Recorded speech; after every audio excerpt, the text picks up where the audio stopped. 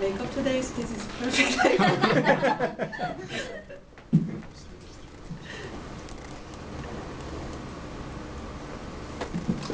This is my fourth speech, and my title is Bittersweet History of Sugar.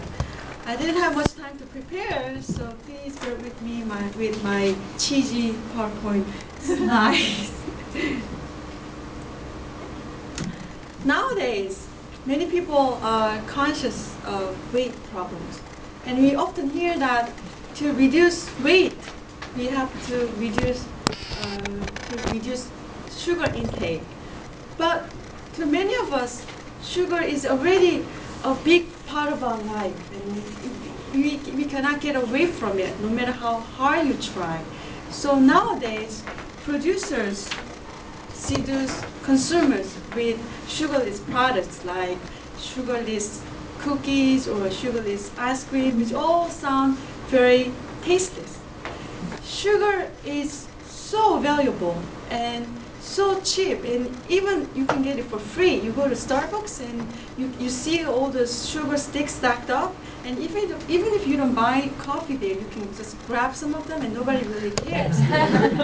But however, sugar was, once upon a time, a couple of centuries ago, sugar was luxury item, and it was very expensive.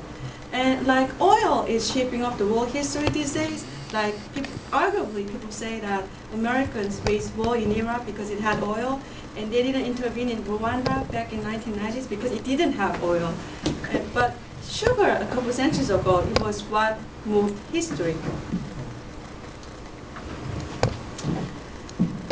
I forgot my line. Oh my God.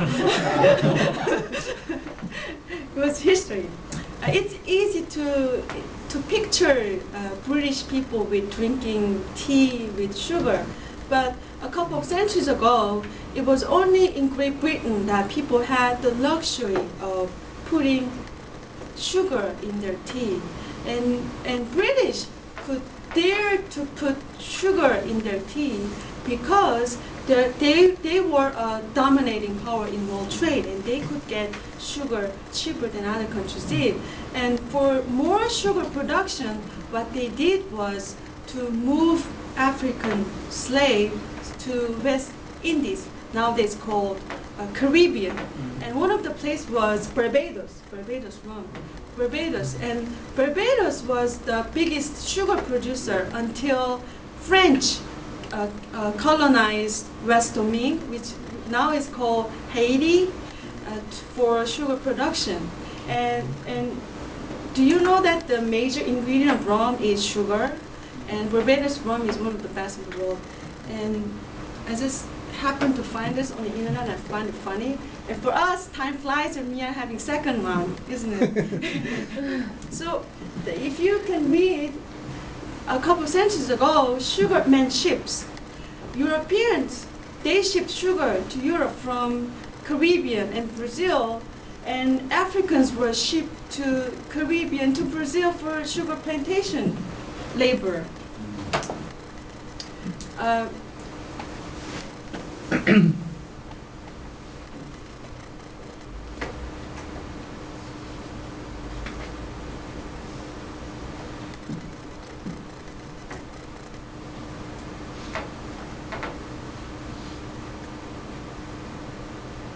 And interestingly, we often hear Haiti, because of its recent deadly earthquake.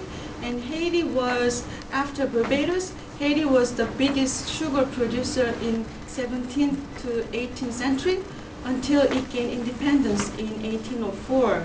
And after Haiti gained independence, its sugar production dropped down dramatically because people refused to work in sugar plantation.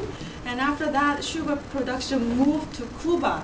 And bigger sugar plantation meant they needed more slaves from Africa. So sugar cane was very, very closely linked with slavery.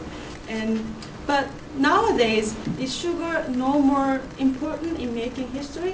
What you see is sugar cane in Brazil, and sugar is still important, and Brazil is one of the leading forces. who are making ethanol with sugarcane. And Brazil is, for now, Brazil is the largest sugarcane producer and is the largest sugarcane-based ethanol in the world. And to sum up, what I like to say is that sugar has been and is important to us, and behind the sweet flavor of sugar, there is a very, very bitter history behind it. And I'd like us to be mindful of its bitter history and enjoy its sweet flavor. Thank you.